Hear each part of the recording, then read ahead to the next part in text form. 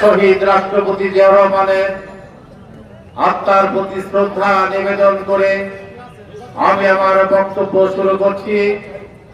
Dapunia union BNP কর্তৃক আয়োজিত আজকে সভার সভাপতি উপস্থিত রয়েছেন প্রধান অতিথি হিসাবে পাবনার গণমানুষের নেতা দেশ নেত্রী বেগম খালেদা জিয়ার বিশেষ সহকারী প্রখ্যাত শ্রমিক নেতা জাতীয়তাবাদী শ্রমিক দলের সংগ্রামী সমন্বয়ক আমাদের অভিভাবক অ্যাডভোকেট শামসুর রহমান শিমুল বিশ্বাস সহ থানা বিএনপির সকল পর্যায়ের নেতৃবৃন্দ, পৌর বিএনপির নেতৃবৃন্দ, ইউনিয়ন বিএনপির নেতৃবৃন্দ, ওয়ার্ড বিএনপির নেতৃবৃন্দ, সকল অঙ্গ দলের নেতৃবৃন্দ, সবাইকে জানাই ধানের শীষের শুভেচ্ছা।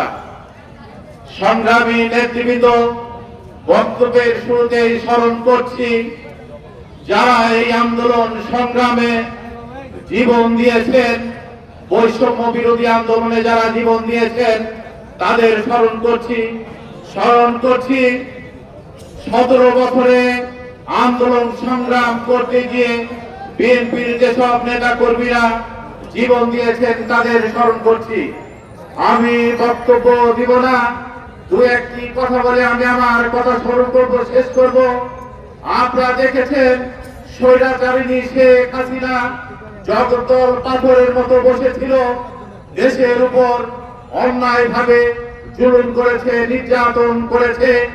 পৃথিবীর ইতিহাসে কোনোদিন আমরা দেখি নাই শেখ হাসিনার সাথে সাথে বাইতুল মোকাররমের খতিব সাহেবও কিন্তু পালিয়ে চলে গিয়েছেন। এরা সবাই দুর্নীতিবাজ, দেশকে প্রতিটা ডিপার্টমেন্টকে দুর্নীতি করে শেষ করে দিয়েছে, দেশকে তলাবিহীন ঝুড়ি করে দিয়েছে। আমরা বলতে চাই শেখ হাসিনা ভারতে পালিয়ে রয়েছে। আমরা ভারতের সরকার কাছে বলতে চাই শেখ হাসিনাকে অবিলম্বে বাংলাদেশের সরকারের কাছে হস্তান্তর করতে হবে এবং তার বিচার করতে হবে। আপনারা দেখেছেন দেশ নেত্রী বেগম খালেদা জিয়াকে অন্যায়ভাবে বছরকে বছর জেলে রেখেছিল। এই সবাই আমরা জানি। সংগ্রামী সাথী ও বন্ধুগণ, দেশ নেত্রী বেগম খালেদা জিয়ার বিশেষ সহকারী অ্যাডভোকেট শামসুর রহমান শিমুল বিশ্বাসকে পাবনার 5 আসন থেকে আমরা জাতীয় নির্বাচনে সংসদে পাঠাতে চাই।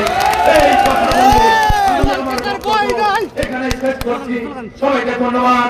বাংলাদেশ জিন্দাবাদ, শহীদ জিয়া অমর, খালেদা জিয়া জিন্দাবাদ, তারেক রহমান জিন্দাবাদ, অ্যাডভোকেট শামসুর রহমান শিমুল বিশ্বাস জিন্দাবাদ, জিন্দাবাদ, জিন্দাবাদ।